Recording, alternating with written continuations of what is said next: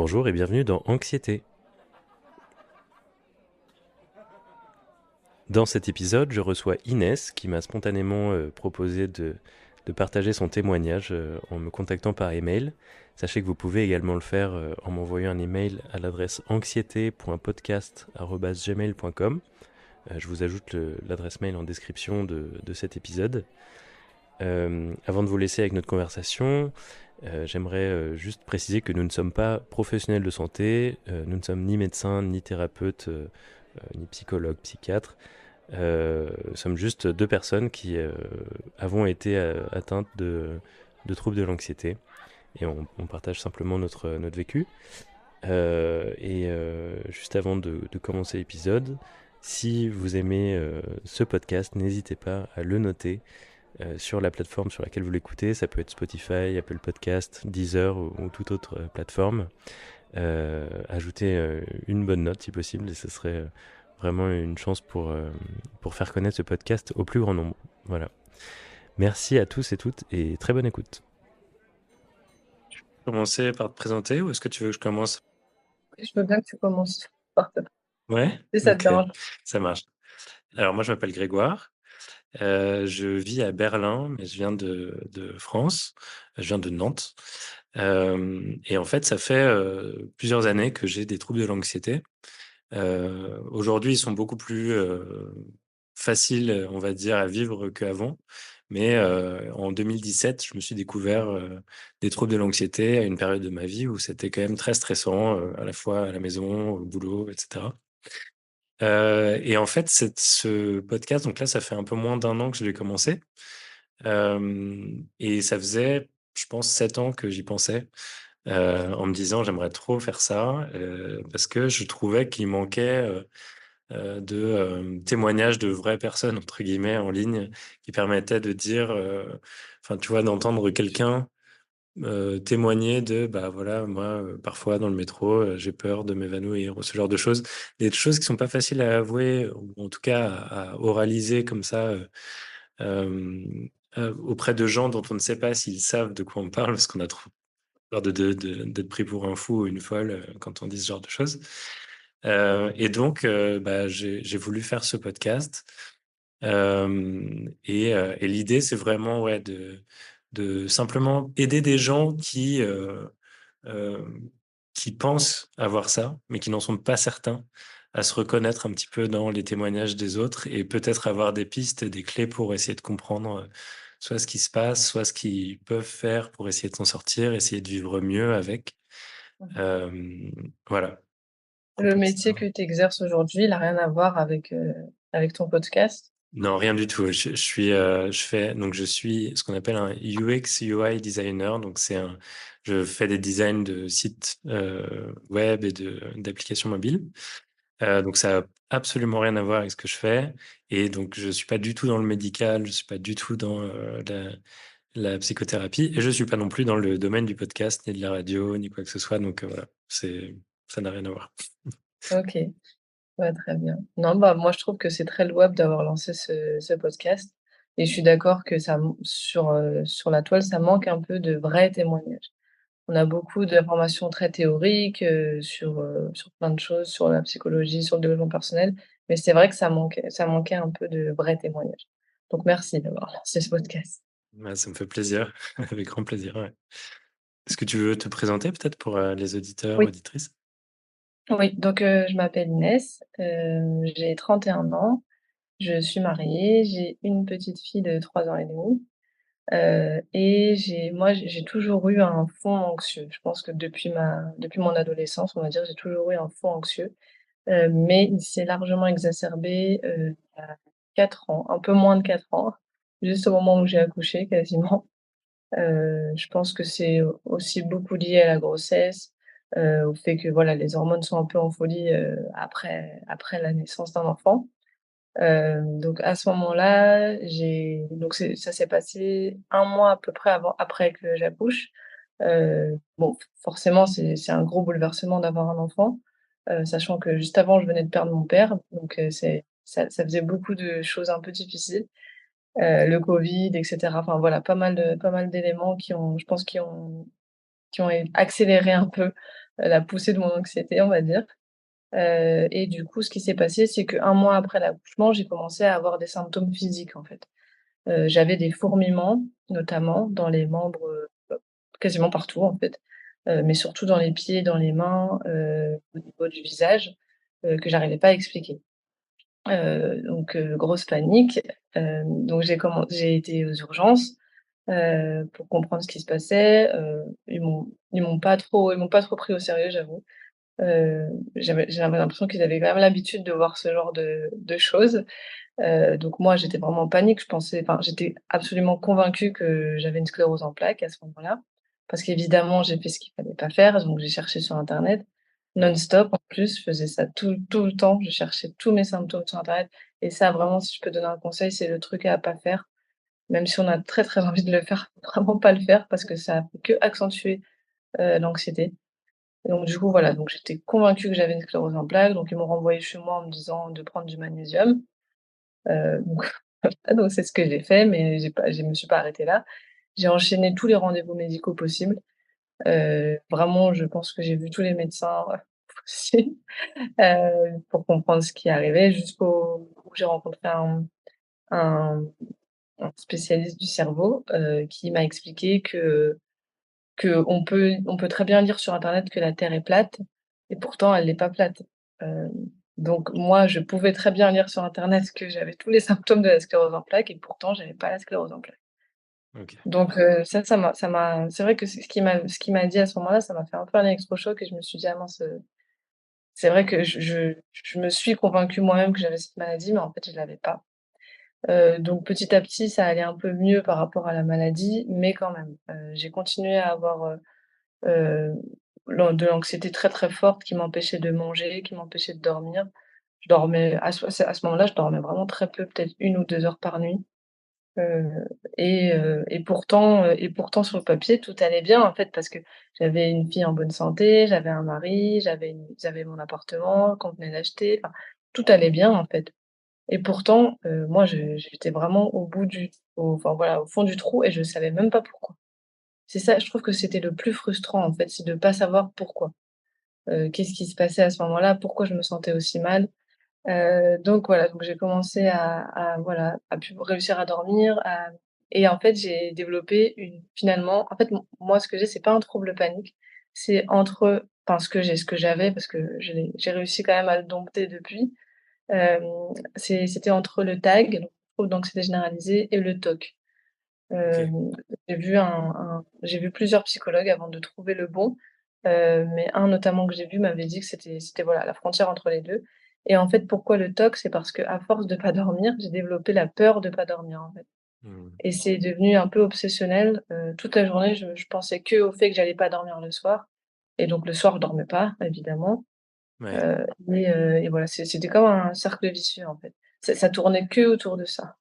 Et donc est-ce que dans ce cas-là, c'était, tu vas tout faire enfin, tu vas faire en sorte pendant la journée de tout mettre au point pour pouvoir dormir le soir?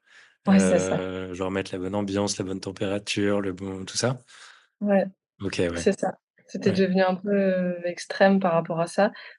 Quand mon conjoint me disait «bonne nuit», je le reprenais en disant: «Non, tu me dis pas bonne nuit», en fait, parce que c'était comme si ça allait induire le fait que j'allais mal dormir. Enfin, c'était devenu carrément n'importe quoi. Je faisais tous les comportements d'évitement possibles, tous les comportements de sécurité possibles.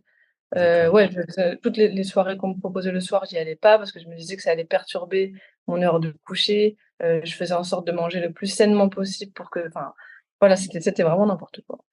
Ouais.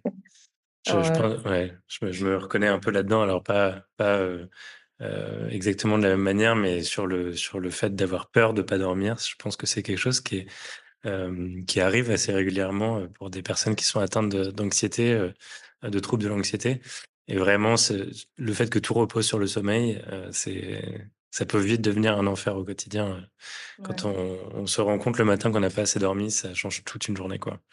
Oui, exactement, Ou ouais. qu'on n'a pas assez bien dormi, enfin voilà. Ouais, c'est ça. Ouais, ouais. OK. Ouais. Du coup, troubles, du sommeil, enfin, en tout cas, ces TOC, et cette peur de ne pas dormir, heu, c'est arrivé dès le début ou est-ce que c'est quelque chose qui est arrivé à force d'avoir de l'anxiété? Non, bah, comme je t'ai dit, le j'ai quand même eu un spécialiste qui a réussi à me rassurer par rapport à tout ça et moi-même aussi je me suis enfin, après avoir fait toute ma batterie d'examens, je savais que j'avais pas la sclérose en plaques. Du coup, c'était le moment où je pouvais un peu me détendre et c'est à ce moment-là qu'est apparu ce fameux TOC. Je Mmh. pense que vu que mon cerveau avait plus suffisamment de matière pour angoisser, vu que sur le sujet de la sclérose en plaques, ça y est, on avait fait tout ce qu'il fallait, il était à peu près rassuré. Je pense qu'il a cherché autre chose à se mettre sous la dent et bah, on est d'accord quand le cerveau cherche quelque chose à se mettre sous la dent, en général, il lui faut pas beaucoup de temps pour trouver, Ouais, c'est clair. et moi, il a trouvé la peur de pas dormir. OK. Heu, parce Ouais. que je pense que ça s'est passé comme ça. OK, je vois. OK, ouais et donc par rapport aux symptômes dont tu parlais de fourmillement. Est-ce qu'il y avait d'autres symptômes qui apparaissaient, avec l'anxiété? Oui, bah, il y avait des troubles un peu de la vision. Hem, mais après c'est vrai qu'en général, en fait, ça c'est ce qui arrive, c'est ce que tout le monde vit, en fait. Par exemple, quand on va fixer un point, on va commencer à avoir des petites taches un peu, qui flottent dans l'air, mais sauf que quand on est anxieux, on est focalisé sur tous les signes. Du coup, moi, j'avais l'impression que j'allais devenir aveugle. Donc pareil, j'ai fait aussi une batterie d'IRM et cetera, d'examens pour ça, pour être sûre que j'allais pas devenir aveugle. Mmh. Hem, il y avait ça, il y avait les troubles de la vue, il y avait les vertiges aussi. Des petits vertiges, ouais, des sensations de perte d'équilibre, heu, symptômes physiques, il y avait ça aussi qui était très, très costaud, c'est que je ressentais plus rien, en fait, au niveau de mon corps. C'est-à-dire que même la sensation de chaud ou de froid, j'avais du mal à l'identifier, en fait et ça, c'est vraiment impressionnant, je trouve. Ouais. Tu C'est l'impression de pas vraiment, ressentir comme avant? Heu, non, même les textures et cetera, quand je touchais des choses, je disais: «Mais je sens plus, en fait». mmh. J'arrive même plus à dire ce que c'est. Enfin, ouais, j'avais des picotements, des fourmillements, tout en fait, j'avais plein de choses et ouais, c'est en fait, c'est des symptômes qui sont tellement impressionnants on n'arrive pas à se dire: «C'est juste de l'anxiété» entre guillemets. C'est ça, complètement, et je me souviens d'avoir eu les mêmes phases. Je sais pas si on a tous la même chose, évidemment non, on est tous différents, mais ce que je veux dire, c'est que, heu, j'ai eu pas mal de fois des témoignages effectivement, c'est des symptômes physiques tellement forts, que, on peut pas se permettre de continuer à vivre normalement. Mais à aucun moment on ne s'imagine que ça peut être seulement de l'anxiété parce que, on les ressent vraiment, vraiment très, très fort et le fait d'avoir des vertiges, le fait d'avoir, des pertes d'équilibre, des jambes en coton, et même, la même chose que tu dis en fait, les taches, quand tu regardes fixes un point et que tu vois des taches noires dans ton champ de vision. Effectivement, ce sont pas des symptômes qui sont graves en eux-mêmes, mais c'est l'interprétation qu'on en fait en tant qu'anxieux qui pas, enfin, je sais pas à quel point elle est dangereuse, mais en tout cas, elle peut vraiment mener à vivre un peu un enfer, quoi. Ouais, c'est ça. Et d'où, bah, consulter, des spécialistes, consulter et puis aller vraiment loin et être désespéré à chaque fois qu'on nous dit: «Mais non, mais en fait, vous êtes en pleine santé, vous êtes en pleine forme». Vous avez 25 ans ou vous avez 30 ans ou plus ou moins, peu importe, mais tout va bien, vous êtes en pleine forme et en fait, c'est horrible enfin, c'est pas que c'est horrible, mais il y a une partie un peu rassurante, mais très vite revient le côté: «Bah oui, mais pourquoi est-ce que je souffre alors si je suis en pleine santé?» Et généralement, c'est là qu'intervient le côté, psychologique en se disant: «Ah bah, c'est peut-être pas que le corps qui va pas, il y a peut-être quelque chose Ouais, d'autre». ouais. OK. Je vois et donc pour toi, quand tu as commencé à consulter des spécialistes, et à faire plein de batteries de tests, c'était spécifiquement parce que tu avais la sclérose en plaques en tête? Ouais, au départ, oui, OK, c'était ça. d'accord. Heu, ouais, au départ, c'était vraiment la sclérose en plaques. J'ai fait une fixette là-dessus parce que j'avais l'impression que je savais mieux que les médecins. Par Mmh. rapport à toutes les recherches que j'avais faites, sur internet, enfin, il y avait pas d'autres maladies qui rassemblaient autant tous mes symptômes, en fait. Ouais. Donc ouais, j'étais convaincue que c'était la sclérose en plaques et le neurologue que j'avais vu m'avait aussi dit une autre phrase qui m'avait beaucoup marquée. C'était, en fin de rendez-vous, il m'a dit: «Vous n'avez pas la sclérose en plaques, mais par contre votre attitude et ce que vous ressentez, limite c'est pire, en fait, qu'une personne qui a la sclérose en plaques» et du coup, ça aussi, ça avait fait mouche quand même parce que je m'étais dit: «Mince, c'est pas possible, de se s enfin de se faire vivre un enfer comme ça à ce point-là, en fait. Ouais. Ouais, c'est en fait, c'est le au moment où on arrive, où on comprend enfin ce que c'est, moi, je me souviens que ça avait fait quand même un déclic et de me dire: «Mais en fait, comment est-ce que j'ai pu penser que» moi, pour moi, c'était j'ai l'impression que, j'ai des problèmes cardiovasculaires et que je vais faire une crise cardiaque. Alors que, bah, Ouais, voilà, enfin, encore une fois, il y avait rien qui me prédisposait à ça, par éventuellement un terrain familial, mais bon, à 26-7 ans, c'est quand même un peu rare de voilà. Et quand je me suis rendu compte de ça, je me suis dit: «Mais en fait, heu, faut vraiment que je me remette les pieds sur terre». Si les médecins ont, 10-12 ans d'études pour arriver, là où ils en sont, c'est peut-être qu'il y a une raison et que probablement qu'une recherche Google, suffit pas à se substituer à cette vraiment, expertise et que, bah, et voilà, enfin, il faut que je les écoute et que, il faut mais c'est très difficile, en fait, de se raisonner quand on est dans cet ouais, c'est état-là, encore plus quand on est, privé de sommeil. ouais, La raison est plus difficile à aller trouver, quoi, je trouve. ouais, c'est ça, exactement, je suis d'accord et c'est vrai qu'une fois qu'on a ce fameux déclic et c'est vrai que tout le monde l'a pas, mais une fois qu'on a ce fameux déclic, je trouve que ça change beaucoup la donne quand même. C'est qu'on Complètement. raisonne plus en termes de, voilà, j'ai ces symptômes, j'ai ça, on essaie plus d'interpréter, en fait, tout. Je sais pas si toi aussi c'est ce que tu as connu, mais on prend un peu du recul avec, tous ces symptômes, et on essaie aussi de les accepter, en fait. C'est Moi, c'est ça, ça qui a changé la donne, c'est vraiment l'acceptation.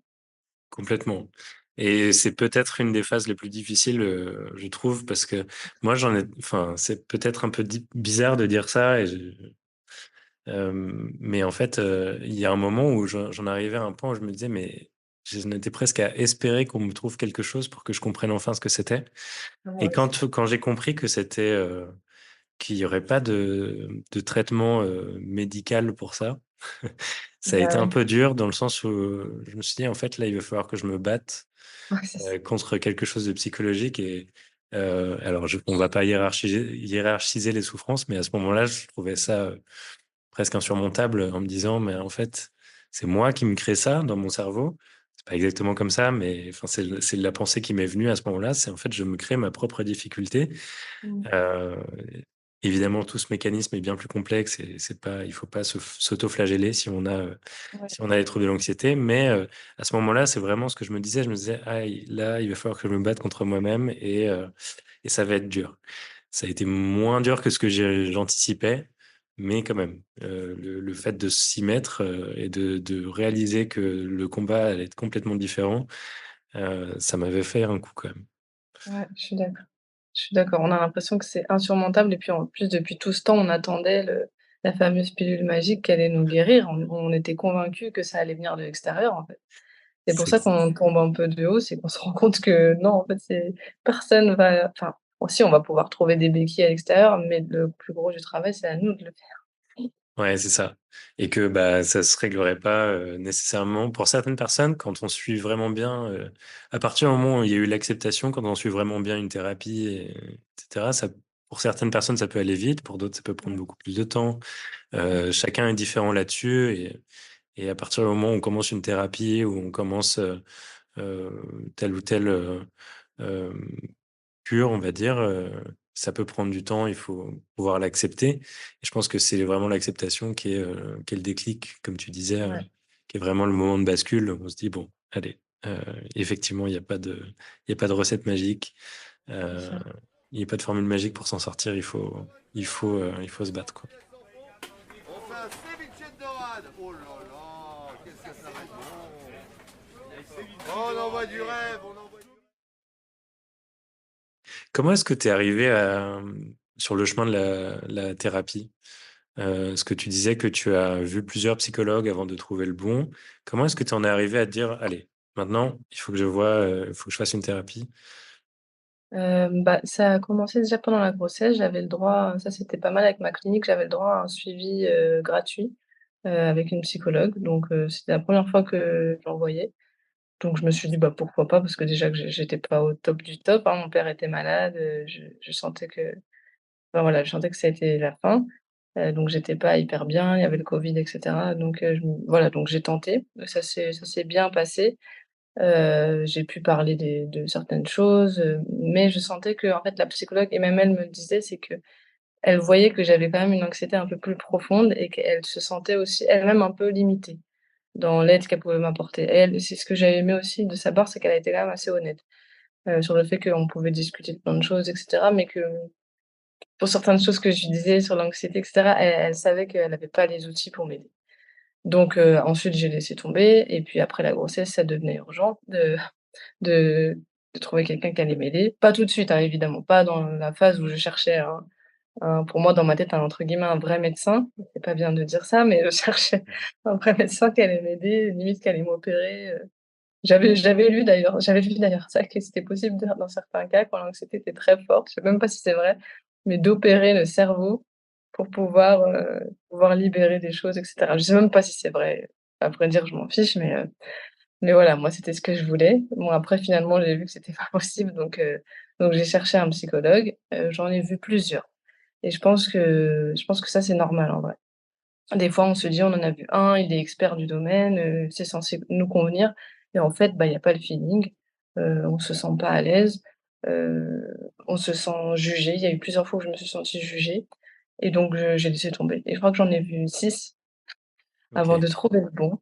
Et Ouais. le bon enfin le bon, celui qui m'a vraiment aidée, on s'est vu qu'1 fois en séance et c'est un psychologue qui fait des vidéos sur YouTube, qui s'appelle Didier Havé et alors pour le coup, c'est franchement, c'est vraiment lui qui m'a aidée à me sortir de tout ça. Parce qu'il fait des vidéos où il explique vraiment le mécanisme de l'anxiété, il parle en long et en travers de l'acceptation, du piège de l'acceptation quand on essaie d'accepter trop fort et cetera. Enfin, Mmh. il est excellent, franchement, il est excellent. Il a bien voulu me faire un rendez-vous, alors que vraiment, je sais même pas combien il a d'abonnés, mais beaucoup, beaucoup d'abonnés. Il est OK. au Canada et c'est un Français, et lui, il m'a vraiment aidée à comprendre tout ça, à mettre en place des outils concrets, des techniques concrètes, qui m'ont vraiment aidée. Et Ça, à c'est la trop suite bien. ouais, ça, c'était vraiment bien. Franchement, donc je le recommande à tous, c'est Didier Havé sur Mmh. YouTube. Il a aussi des programmes en ligne, donc moi j'avais acheté le programme, Déconstruire l'anxiété, avec plusieurs modules, des exercices pratiques et ça c'était très bien aussi. Et OK. sinon j'avais vu aussi un autre, donc voilà, lui il pouvait pas me prendre en thérapie parce qu'il y avait pas de place, donc il m'a quand même fait une séance, c'était sympa. C'est lui du coup qui a mis les mots sur ce que j'avais, qui Mmh. m'a expliqué que c'était entre le TAG et le TOC, qui m'a conseillé une type de thérapie en particulier. Et ça c'est vrai que sur le type de psychologue qu'on prend, c'est important de vérifier leur formation en fait, ce qu'ils proposent. Pour l'anxiété, je sais que la meilleure formation c'est quand même les TCC, thérapies cognitivo-comportementales et en l'occurrence, moi, c'est la thérapie ACT. Donc j'ai vu un psychologue en ligne, donc en visio, qui habitait à Marseille. On s'est vu comme ça plusieurs fois et c'est ça qui m'a aidée aussi. Il m'a vraiment beaucoup aidée, ouais. Donc tu as fait ces thérapies, OK, donc tu as fait les séances en visio à distance. Ouais, ouais. Est-ce que tu t'es senti limité par ça ou est-ce que ça fonctionnait? Non, ça va, non, non, franchement, non, je me suis pas sentie limitée. Juste avant lui, j'avais essayé de faire de l'EMDR, Mmh. à distance. Là, par contre, non, je recommande pas à distance. D'accord. C'est pas je trouve que, j'ai essayé 2 fois même et ça a pas été concluant. Je pense que ça, c'est le type de choses, le MDR, tu sais, c'est quand tu suis un petit point, Mmh. avec tes yeux et cetera. Je sais pas si tu en as déjà fait, mais, à C'est distance, c'est c'est une sorte d'hypnose, non? C'est quelque ouais, chose c'est comme ça. ça? C'est pour travailler en profondeur sur des souvenirs, en fait. D'accord. Le OK. le praticien va t'inviter à te concentrer vraiment sur des détails très précis d'un événement en particulier. Donc moi, c'était une nuit, qui m'avait bien marquée pendant le postpartum où j'étais en Sardaigne et où je n'avais pas dormi de toute la nuit et je sais Mmh. pas pourquoi, mais c'est ce souvenir qui revient régulièrement OK. et donc du coup, on s'était concentré là-dessus, mais je pense qu'à distance, ça marque pas trop. D'accord. OK. Ouais, j'imagine que c'est peut-être, ça demande peut-être d'être en présence Ouais, je pense, ouais. avec, le ou la thérapeute. Mais je pense que c'est important, probablement pour certains de nos auditeurs, auditrices, de savoir qu'on peut consulter à distance en visio parce que, une des choses, qui reviennent régulièrement, c'est, de ne pas pouvoir se déplacer vers, chez, son psy, son ou sa psy. Donc, ouais, c'est bon à savoir, en fait. Rue d'Antin. Rouge piéton, rue d'Antin. Rouge piéton, rue d'Antin.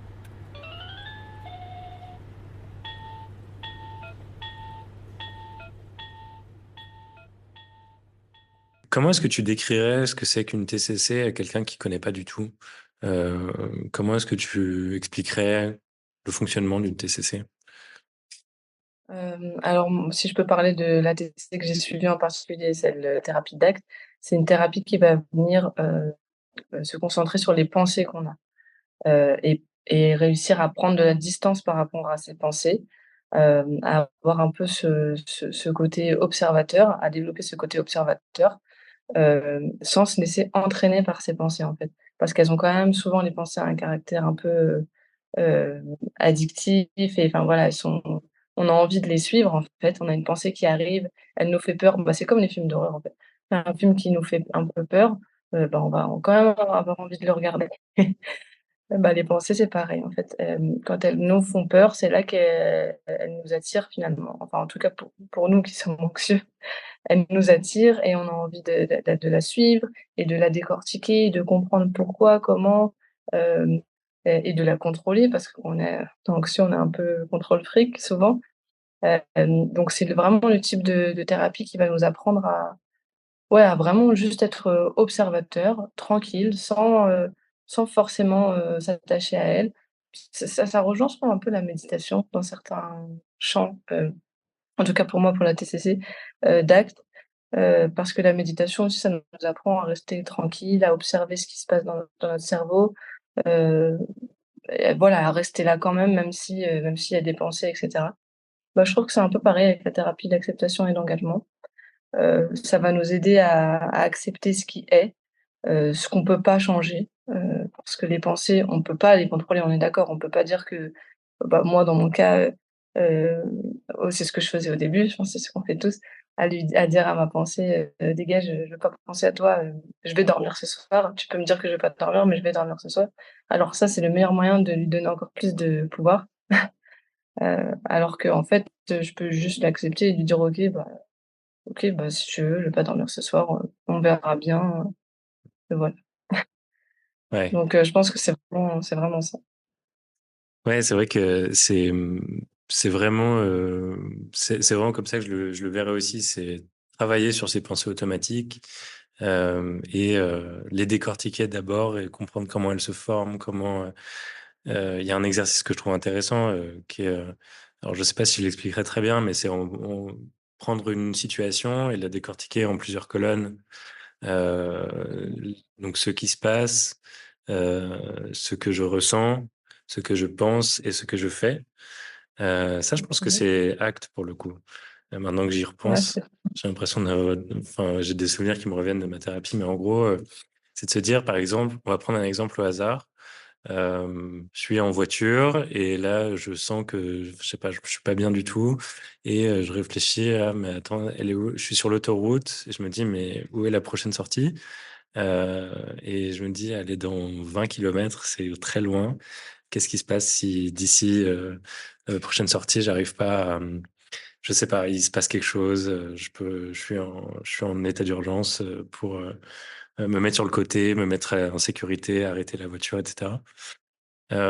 Et en fait, c'est intéressant de pouvoir la dissocier en différentes étapes. La première, c'est quelle est la situation? La situation, je suis en voiture sur l'autoroute et effectivement, il y a une sortie qui est un peu loin et que, enfin, pour l'instant, je dois rester sur l'autoroute. Après, il y a ce que je ressens. Ce que je ressens, c'est peut-être des sueurs froides, peut-être des palpitations, peut-être une douleur dans le bras gauche, par exemple. Ensuite, il y a qu'est-ce que je pense? Donc là, je pense, j'espère que je suis pas en train de faire une crise cardiaque, par exemple. Et donc là, c'est ce que je pense, c'est euh, j'espère que je suis pas en train de faire une crise cardiaque. Et derrière, c'est mais si je fais une crise cardiaque au volant, c'est dangereux. Mais et voilà. Et là s'enchaîne une espèce de spirale de pensées automatiques qui vont se dire bah là à quelle vitesse je suis, etc. Tout ce qui peut potentiellement être un danger. Et derrière, ce que je fais. euh, Et bon ça, tout le monde est un peu différent, mais pour certaines personnes, ça va être, j'ouvre la fenêtre pour avoir un peu plus d'air, pour être sûr de pas étouffer, je mets la radio pour pas m'endormir, fais telle ou telle chose. Et en fait, le fait de pouvoir décortiquer toute une, situation comme ça permet de voir, déjà quelles sont les situations qui nous mettent dans cet état d'anxiété.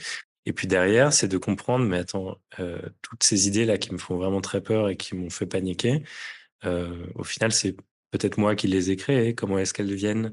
Pourquoi est-ce qu'elles viennent? Qu'est-ce qui me fait peur, et cetera.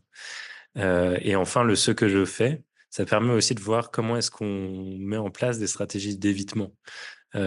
Stratégies d'évitement qui permettent, éventuellement, de se dire: «Bon, bah, là, j'ai été sauvé parce que j'ai ouvert la fenêtre et ça m'a permis de bien respirer» et du coup, et en fait, avec ce genre de stratégie d'évitement, on valide le fait qu'il y a un danger réel et que c'est Mmh. grâce à notre, enfin, un geste qui est pour le coup vraiment anodin dans cette situation, on va presque valider ce danger en se disant: «Bon, bah, heureusement que j'ai ouvert cette fenêtre ou heureusement que j'ai allumé la radio parce que sinon, je veux pas savoir ce qui se serait passé, quoi». Voilà. Je sais Ouais, pas si c'est très bien c'est ça. expliqué, mais dans l'idée, c'est Si, si. vraiment séparer chaque, situation avec ce qu'elle, nous apporte comme, sensation, comme pensée et derrière, comme action. Heu au fur et à mesure de se dire: «Bon, bah, plus j'accepterai en fait cette situation, plus, ça me sera facile de la vivre, quoi». Voilà. Ouais, je suis d'accord.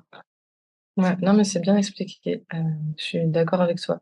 Les stratégies d'évitement et stratégies de sécurité, en fait, elles nous font sur le court terme, c'est pour ça que tu ouvres la fenêtre quand tu es en voiture, parce Ouais, que tu te dis: «Là, tout de suite, ça va me faire du bien», mais en fait, c'est ce qui renforce l'anxiété sur le long terme.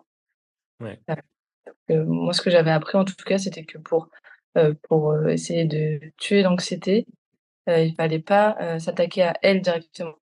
Mais comme tu dis, s'attaquer plutôt au comportement d'évitement, comme ça, d'ouvrir la fenêtre, quand tu es en voiture et que tu penses que tu vas faire une crise cardiaque, ou par exemple, quand tu as peur, qu'il t'arrive, quelque chose, je sais pas, quand tu sors et que du coup tu prends toujours ta trousse de médicaments avec toi au cas où.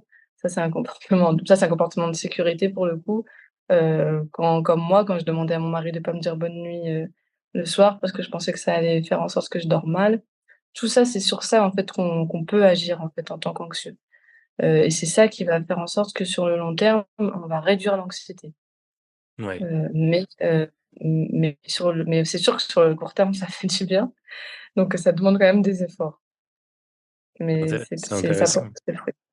Ça c'est ouais, je suis complètement d'accord avec ça et je trouve ça intéressant, de voir que quand on est vraiment anxieux, mais qu'on l'a pas encore bien, intériorisé, conscientisé, on va s'attaquer au déclencheur plus qu'à la vraie cause, principale, enfin la vraie cause de fond, et donc la moindre chose, ça va être bon, bah, heu ce bruit-là que j'entends tous les matins, ça me rend fou, il faut que ce bruit s'arrête et ça ira mieux et en fait, ce bruit s'arrête, mais on va se focaliser sur autre chose, sur un autre stimuli, sur un autre, Ouais, exact. le fameux bonne nuit, il est pas dangereux en soi, mais c'est juste qu'il vient déclencher des idées. Il vient, Ouais, enfin, il fait vraiment appel à des ces pensées automatiques, et donc ouais, il les «cristallise» entre guillemets, quoi. ouais, c'est ça. Donc c'est Ouais, ça qu'on doit faire, je pense en level 1, on va dire, niveau 1, faut faire ça et après niveau 2, c'est en fait, il faut aller les chercher, toutes ces situations qui nous provoquent de l'anxiété. Une ouais, fois qu'on les a identifiées et cetera, il faut y aller. Bah, moi, par exemple, c'est ressortir le soir, donc c'est ce que j'ai fait, ressortir le soir, même si j'allais me coucher à minuit, c'est pas grave, je ressors quand même. Je sais pas si je vais dormir, je vais pas dormir, mais tant pis, c'est partir, dormir dans des lieux, différents. Enfin, ouais, c'est vraiment aller chercher ces situations qui nous font peur. Même si c'est tellement inconfortable qu'on n'a pas du tout envie de le faire, on a plutôt envie de rester chez soi tranquille, mais au contraire, c'est ça qui va renforcer, en fait et c'est la différence entre ceux qui s'en sortent et ceux qui s'en sortent pas. Et c'est ce qu'il disait, Didier Halvé, c'est une phrase que j'aime beaucoup, c'est que c'est que, tu sais, quand on veut s'en sortir, en fait, quand on veut faire quelque chose, par exemple, apprendre une nouvelle langue, ça demande des efforts, en fait. Tu apprends pas en une leçon. Tu répètes, tu répètes, tu répètes et au bout d'un moment, tu finis par mieux parler, l'anglais et bah, là, c'est pareil. On sait que ça va être des efforts, ça va être compliqué et qu'on va aller sur le ring, qu'on va transpirer, que ça va être dur, mais on le fait. Même si on ne sait pas quand ça va s'arrêter, on le fait et et comme ça aide à progresser. Ouais, c'est une vraie gymnastique à mettre en place, quoi. C'est une Ouais, c'est ça. routine, alors c'est pas forcément une routine, quotidienne, même si pour, la plupart des personnes qui sont en troubles anxieux généralisés ou qui ont des troubles d'anxiété, l'anxiété généralement se manifeste, bah, peut se manifester chaque jour. Donc pour ces Mmh. personnes-là, ça devient une routine quotidienne, effectivement. Moi, ça avait été le cas. Hem, mais ouais, non, c'est très juste. Il faut pas s'attendre à ce que, ça marche d'un coup et c'est quelque chose Non. qui prend du temps et effectivement, la 1re enfin, c'est pas la première chose à faire, mais la chose la plus importante, c'est effectivement, de s'exposer à ces situations d'anxiété. À partir du moment où on les a identifiées et qu'on les comprend, s'exposer, c'est, les invalider dans son cerveau et Ouais, plus on évite ces expositions, plus on les valide comme des situations de danger, dans notre cerveau et c'est ce qui est dangereux, quoi. Pour, enfin, c'est pas voilà, que c'est dangereux, mais c'est que c'est ce qui fait que l'anxiété perdure. ouais, Hem exact. et les expositions peuvent se faire, progressivement, mais je pense qu'il y a rien de mieux, du coup, qu'une thérapie, suivie pour, mettre ça en place parce que il faut vraiment une discipline, il faudrait vraiment une discipline, je pense, de faire pour, le faire soi-même.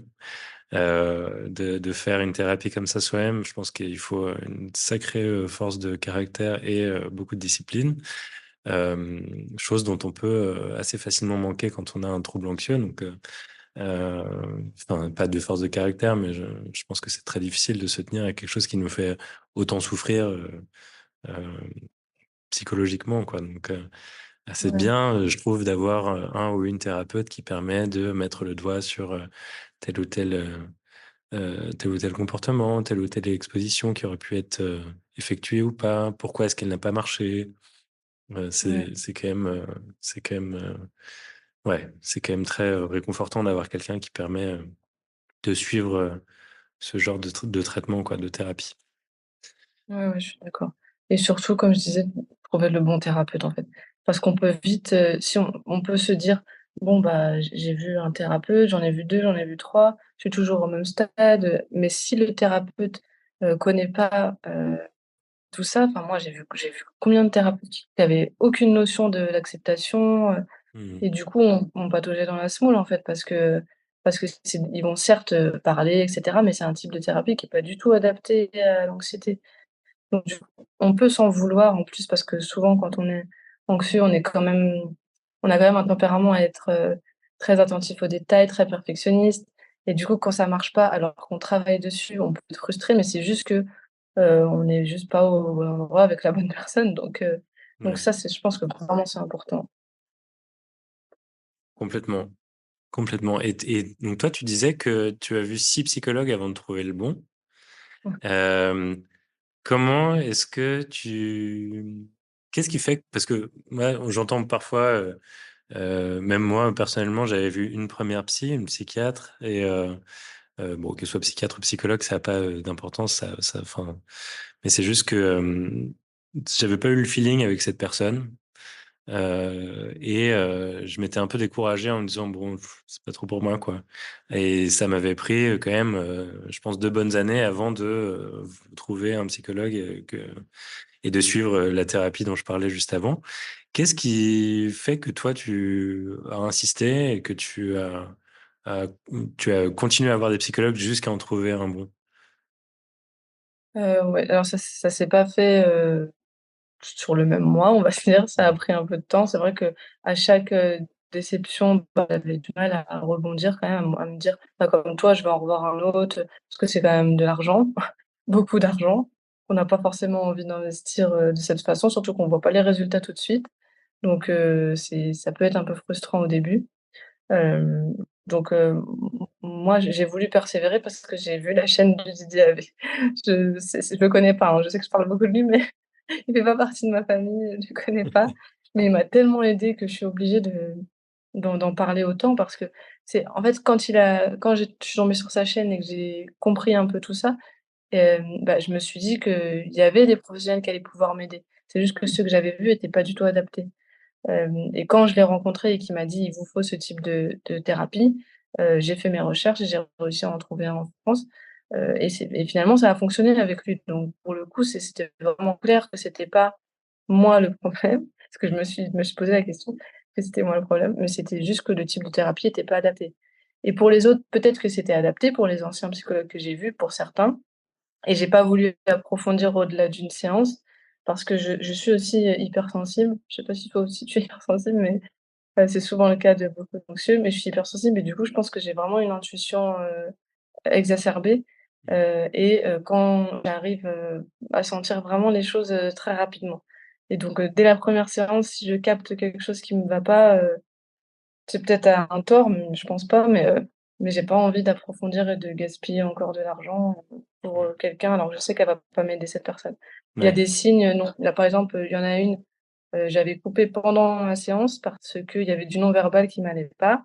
ouais. Notamment, elle bâillait, elle se tenait la tête sur son bureau, elle me redemandait 3 fois le nom de ma fille, enfin, voilà, c'est des choses que je pense que peut-être que tout le monde aurait pas été sensible à ça, mais en tout cas moi Ouais. c'est des warnings quoi, c'est des red flags. Ouais, et je peux carrément comprendre. Et hypersensibilité, alors personnellement, je suis pas diagnostiqué comme tel ou autre. J'ai l'impression il y a pas mal de choses sur lesquelles auxquelles je suis relativement plus sensible, enfin que la normale. Je sais même pas si ça a du sens ce que je suis en train de dire, mais en gros que je me sens vraiment, que je sens que mes sens sont exacerbés dans certaines situations, surtout dans des situations d'anxiété où j'ai l'impression d'entendre beaucoup plus de sons, enfin, d'être très, euh, d'être capable de me concentrer sur des sons, enfin, ou d'avoir trop de stimuli sensoriels à la fois. Donc ça, je comprends. Après, est-ce que je suis hypersensible ou pas? Je sais pas. Enfin, j'ai l'impression que c'est un mot qui est un peu galvaudé aujourd'hui, hypersensible. Ouais, ouais, c'est Mais en tout cas, enfin, je comprends vraiment ce que tu veux dire. Euh, sur le fait de pas sentir le feeling avec un psy, je pense qu'on est au-delà de savoir si tu as tort ou raison de choisir effectivement, enfin de te dire bon bah là sur le non-verbal je suis pas à l'aise. Si t'es pas à l'aise, t'es pas à l'aise. On peut faire je pense qu'on peut vraiment ne faire une thérapie que quand on est à l'aise avec la personne et que il y a un bon feeling. Et je pense que ça va au-delà de la pure raison mathématique et du ouais, cartésianisme. C'est vraiment là je le sens pas. Si je le sens pas, je peux pas le faire quoi. Donc ouais, ouais. c'est ça. Ok. Et bah enfin, c'est intéressant parce que c'est vrai que euh, je sais pas si j'ai déjà entendu quelqu'un qui comment dire, qui se dit bon, ok, j'en ai testé 6, ça n'a pas marché, mais le septième, ça va peut-être marcher. Enfin, il y a quand même une démarche qui est, je trouve, assez louable vraiment, je sais pas comment on dit, de persévérance, ouais, complètement. Oui. Donc, Ouais, ouais. Ça, c'est vrai que je sais que j'ai cette qualité, mais qui peut être un défaut parfois. mhm, Notamment, bah, dans le cadre je sais que dans le cadre de l'anxiété, quand j'étais convaincue d'avoir la sclérose en plaques, je vraiment, j'arrivais à trouver un rendez-vous IRM pour le lendemain, en fait. ouais, Mais finalement, ça m'a desservie, en fait. ouais, Et ouais, puis, en plus, enfin, ce côté un peu persévérant et tenace, ça fait que aussi la limite, c'est que j'ai du mal à lâcher prise sur mes pensées, mhm, où j'ai besoin de tout contrôler, et c'est pour ça que je suis aussi un peu diagnostiquée trouble d'anxiété généralisée. C'est parce que j'aimerais contrôler le futur et je peux pas. Mais tout là, en ce moment, j'ai vécu pas mal de changements dans ma vie. Gros changements, j'ai arrêté de travailler. Enfin, je travaille plus là depuis 5 mois, et cetera. Donc voilà, beaucoup de gros changements, et mon anxiété, elle est revenue en vraiment en flèche, quoi. Elle mhm, est remontée, alors que voilà, j'avais réussi plus ou moins à «dompter» entre guillemets, ce qui revenait de temps en temps, et ça, c'est normal aussi, hein. Il faut pas se dire que c'est des rechutes, c'est juste que voilà, notre cerveau, il est sensible à des déclencheurs, et du coup, la pensée, par exemple, de pas dormir, elle revenait de temps en temps. ouais, Mais maintenant, je l'accueillais de la meilleure façon possible, et j'essayais plus de me battre contre elle. Donc finalement, j'arrivais à mieux gérer, Mais alors là, depuis que j'ai eu tous ces changements, c'est vrai que les insomnies et cetera, c'est quand même revenu. Mmh. Mais tous les outils que j'ai appris pendant toute cette période m'aident énormément. OK. Donc, maintenant que tu as changé de mode de vie, l'anxiété revient, mais tu as toujours ces outils pour, réadapter, en fait, ton niveau d'anxiété à ta vie actuelle, c'est ça? Oui, voilà, ça aide énormément et c'était pour aussi pour parler du côté, persévérante et cetera. C'est que voilà, des fois, c'est un peu dur, mais justement là, j'ai voulu tous ces changements de vie parce que je savais que je sortais de ma zone de confort et j'ai voulu aussi me challenger un peu et je savais très bien que ça allait être inconfortable, j'en avais pleinement conscience, mais je me suis dit qu'il y avait que comme ça que j'allais pouvoir progresser. C'était pas en restant ça faisait déjà 10 ans que j'étais chez mon précédent employeur et j'avais envie de changement et là, il y avait l'opportunité de le faire et j'ai beaucoup, beaucoup réfléchi pour prendre la bonne décision et Mmh. j'ai fini par partir, mais je suis partie en ayant pleine conscience que ça allait pas être facile, hein. Ouais.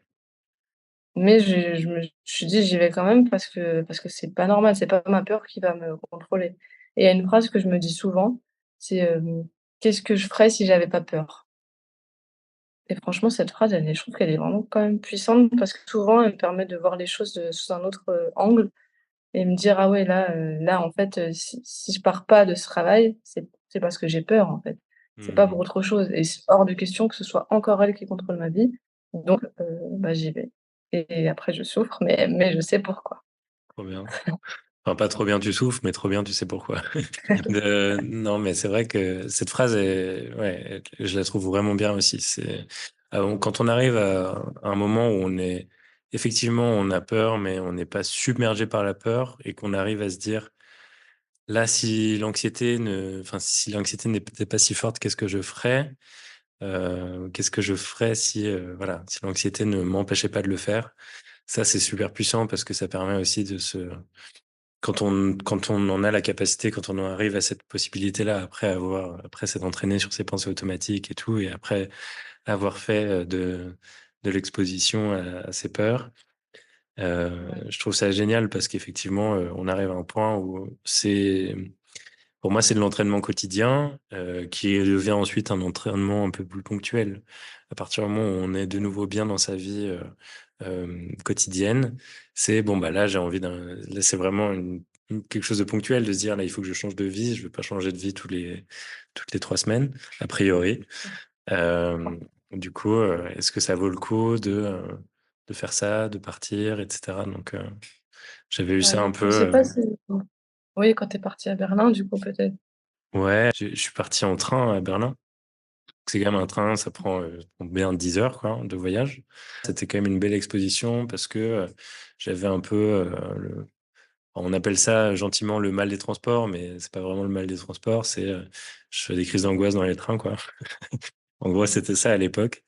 Bah, ça a été une façon un peu dure d'y faire face, mais, maintenant j'ai plus peur dans les trains, donc, ça a bien servi, on va dire et puis, bah, arriver dans une ville, en ne connaissant pas grand monde, ça peut faire peur, mais en même temps, moi, il y avait un côté un peu rassurant où je me disais que je suis pas du tout attendu au tournant. Il y a ce truc, de se dire, bah, en fait, pour l'anxiété sociale, quand on arrive dans un endroit où personne n'attend rien de nous, il y a un côté un peu cool aussi quand même. C'est sûr. Il y avait un petit confort. Donc voilà, c'était un peu sur différents tableaux. Je m'exposais à certaines de mes peurs. Et puis sur d'autres, je me facilitais un peu la vie, sur certains aspects et puis au bout d'un moment, tout s'équilibre un peu, quand on se met dans une nouvelle routine, hem et ouais, voilà. Mais Bah, c'est donc en bien de fait, c'était ouais, c'est super cool. Après, je pense qu'il y a plein de choses qui auraient pu m'empêcher de le faire, hem, mais les circonstances aussi de ma vie à Paris faisaient que c'était intéressant de le faire maintenant donc je pense qu'un vrai exemple que j'ai enfin, il a vraiment fallu que je surmonte mes peurs. Je suis parti justement en voyage, solo, en train, pareil, en Europe, et ça, c'était en 2019, je crois et vraiment, à ce moment-là, enfin, j'aurais pu dire: «Non, en fait, je veux pas y aller» et puis ma vie changeait pas, quoi. Il Mmh. a vraiment fallu que je me bouge pour me dire: «Allez, tu pars tout seul, tu as ton sac, et tu pars pendant un mois. Et alors évidemment, c'est pas, je partais pas au bagne, hein, enfin, c'était cool quand même. Je partais en voyage. J'avais de la chance de pouvoir faire ce voyage-là pendant un mois, etc. Mais il fallait quand même. C'était dur pour moi de me dire là pendant un mois et demi, je vais être seul. Je me suis fait un planning et il faut que je le tienne. Mmh. Ouais, ouais, bon, bref. Ouais, Euh, j'imagine, non, c'est pas facile de se pousser un peu, à faire ce qu'on a envie de faire parce que l'anxiété nous tient, en fait, nous tient les jambes et nous dit: «Non, reste dans ta caverne, là, tu très bien. ouais, Pourquoi tu veux aller voir autre chose? c'est exactement On ça. est bien là, c'est ça». Et imagine, il se passe ça, mais est-ce que tu es sûr que tu peux le faire? Mais il y a toujours cette petite voix dans la tête qui doute Oui, c'est ça, d'absolument toutes les décisions, quoi. c'est ça. Ouais. Je sais pas si tu as vu le film, le dessin animé Vice Versa, le 2, Je l'ai pas vu il y encore, a non. ah bah, tu devrais le voir parce que dans le 2 il y a l'anxiété qui fait son apparition Ouais. et il y a un moment, je vais pas spoiler, mais où elle allume plein de télé et en fait, elle montre tous les scénarios possibles et ça, franchement, c'est exactement ce que fait l'anxiété. Franchement, moi, ça m'a vraiment parlé.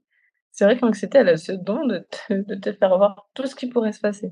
Ouais. Tout ce qui pourrait se passer Mmh. mal.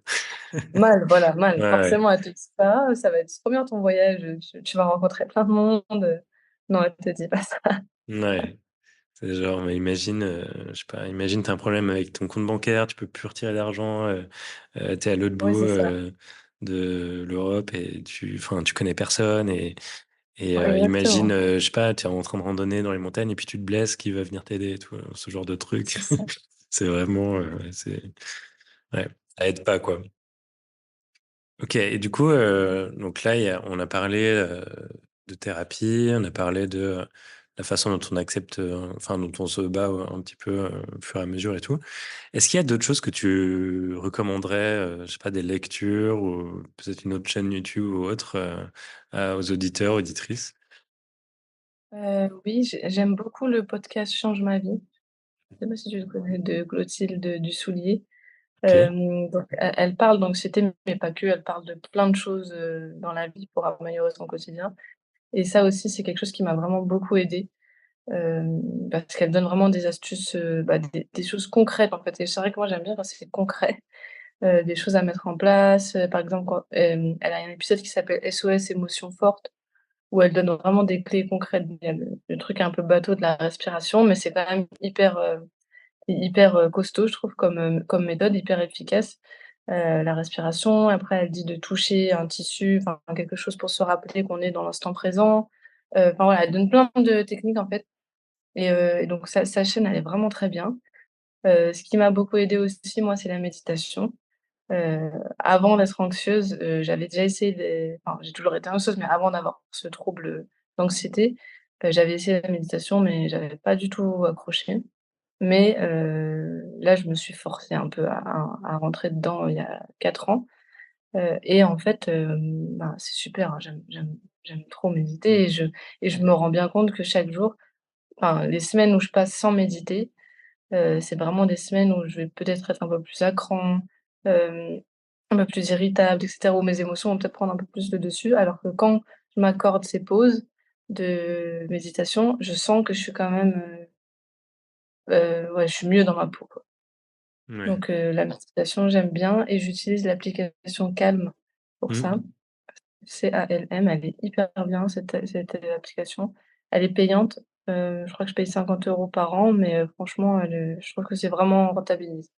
OK. Et c'est de la méditation guidée ou de la respiration? Ouais. Ouais. Oui, c'est des séances de 10-15 minutes, sur des thèmes précis.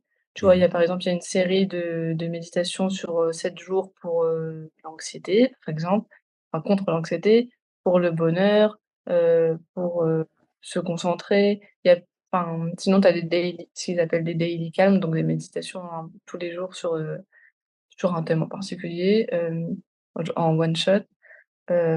Après ce qu'il y a d'autre aussi, c'est que tous les soirs avant de m'endormir, je lis justement la phrase qu'ils ont postée sur, Calm. C'est une petite phrase bien-être. Mmh. Ce qui m'aide aussi, c'est de tenir un journal de gratitude, pour me concentrer un peu sur les éléments positifs de ma vie Et puis il y a un truc aussi qu'on sous-estime, mais c'est quand même soigner son environnement, ses relations, familiales et cetera, amicales, on dit souvent que le trouble d'anxiété généralisée, c'est ça a pas forcément de lien avec son environnement, ça peut arriver à tout le monde, en fait. Mais j'avoue que sur ce point, j'en suis pas hyper convaincue. Parce que je sais que moi, au moment où j'ai accouché, je me disais: «Tout va bien dans ma vie, je comprends pas pourquoi ça va pas» et puis en creusant un peu, non, tout allait pas hyper bien, en fait. Mmh. Donc je pense que ça, c'est quand même un travail à faire aussi. Ouais, de je pense que c'est, ouais, c'est complètement, un truc dans lequel je me retrouve aussi, de se dire, «Bon, bah, là, il s'est passé ça, pourtant, j'avais vraiment pas de quoi me plaindre, j'avais tout ce qu'il fallait», enfin, ou alors même, c'est vrai que ça allait pas trop, mais c'est vraiment un moment où, enfin, une période de ma vie où je me suis posé quand même pas plein de questions. Et effectivement, un peu naturellement, quand on le peut et quand on y arrive, on fait un peu le tri, non, bah, qu'est-ce que j'ai enfin, est-ce que j'ai envie de faire ci ou ça? Est-ce que j'ai envie de enfin, avec qui j'ai envie de passer ma vie? Avec qui, j'ai envie de enfin, par qui j'ai envie d'être entouré? Hem, Ouais, voilà, ce genre de choses. Qu'est-ce que j'ai envie de faire de ma vie aussi? Du point de vue du métier, je pense que c'est super important. C'est ce qu'on fait un peu le plus, dans sa vie, en plus d'être avec sa famille. Donc, à partir du moment où travail, famille, ça va pas, au bout d'un moment, voilà, qu'est-ce qui reste? Bon, ouais, ouais. ouais, c'est ça. Non, mais c'est vrai C'est que ça. c'est vrai que c'est hyper intéressant ça, de pas forcément attendre, d'une manière générale, je trouve que, se soigner des troubles d'anxiété, c'est ne pas attendre trop de l'extérieur et accepter que les réponses peuvent venir de soi. Ça Mmh. peut bon, ça fait un peu mantra cette, cette phrase, mais comme tout, je pense qu'il faut aussi accepter le côté un petit peu comme tu disais, tu vois, on nous parle beaucoup de la respiration et ça en devient presque bateau, mais il faut accepter que la réponse, ça va pas être un traitement, ultra high-tech, qui vient de sortir, des États-Unis. C'est, le traitement c'est aussi revenir à des choses simples et accepter que, bah, la vie peut être un peu plus simple et un peu plus, calme que ce qu'on imaginait qu'elle devrait être ou Ouais, que voilà et ouais, c'est accepter que ça. les réponses peuvent venir de soi et accepter d'ouvrir les yeux sur, son trouble et sur, la façon de s'en sortir, quoi. Voilà, c'est ça, je suis d'accord avec toi. Et aussi être hyper, bienveillant avec soi-même. Parce qu'en Carrément. général, on se juge beaucoup d'avoir ça. Enfin, moi, je sais qu'en plus, j'avais mon père qui avait un cancer des poumons et du coup, je me disais: «Attends, lui, il a un cancer des poumons, il est pas anxieux comme ça, enfin, arrête, quoi». Ouais, Et ça, il y a rien de pire, non, on c'est a le clair. droit, en fait. On a le droit d'être mal, on a le droit enfin, chaque personne a le droit d'être mal pour ce qu'elle a envie, en fait, ou ce Carrément. qu'elle subit aussi, parce qu'on choisit pas. Ouais, Mais on se juge souvent très durement, je trouve. complètement et de toute façon, on pourra toujours trouver pire exemple que nous, que notre souffrance. Toujours, toujours, toujours. On en a tous les jours aux infos et Mmh. il y a enfin, tous les jours, il y a des gens qui souffrent plus que nous. Ça ne veut pas dire qu'on n'a pas le droit d'accepter, d'admettre cette souffrance et bah, de la Ouais, partager. Ça ne veut pas dire qu'on parle que de soi et qu'on ramène tout à soi, pas du tout. Au contraire, enfin, non, c'est important, chacun, doit faire ce travail-là et on a la possibilité de le faire, alors pourquoi pas le faire? Heu, ouais, Ça c'est sert à rien de persister, dans un état de mal-être, si, c'est juste parce qu'on pense que d'autres méritent, mieux que nous, plus que nous, ouais, d'avoir des soins, quoi. voilà, exactement. Non, on Mmh. mérite tout à fait d'avoir des soins, genre cette phrase, tu as dû l'entendre, mais se parler comme si tu parlais à ta meilleure amie, Ouais, heu, ça c'est franchement ça aussi, c'est un peu bateau, mais en vrai, c'est tellement puissant. Souvent, je me rends compte, je sais pas si toi aussi, mais dans mon discours interne, que parfois, je suis quand même un peu dure avec moi, en fait. Alors que j'oserais jamais, dire ces mots à d'autres personnes, de ouais, mon entourage ou enfin à n'importe qui, j'oserais jamais parler comme ça. ouais, complètement. Ouais, ouais, complètement. Donc ouais, ça, faire attention à ça et puis aussi, on a beaucoup dit enfin moi j'ai beaucoup dit qu'il fallait faire des efforts, qu'il fallait sortir de sa zone de confort et cetera. Mais si on s'en sent pas capable là tout de suite, c'est OK en fait, Mmh. voilà, on peut avancer petit pas par petit pas, il y a pas d'urgence. C'est sûr que par contre, il faut admettre que guérir, c'est inconfortable. Ça on va passer par des moments un peu douloureux et faut un peu quand même un c'est pas de la volonté, mais faut se faire un enfin voilà, faut faire des efforts. Ouais. On est obligé de passer par là, de faire des efforts, mais si on n'arrive pas aujourd'hui, à sortir de chez soi, bah, c'est pas grave, en fait, on réessaiera demain et voilà, être doux avec soi-même.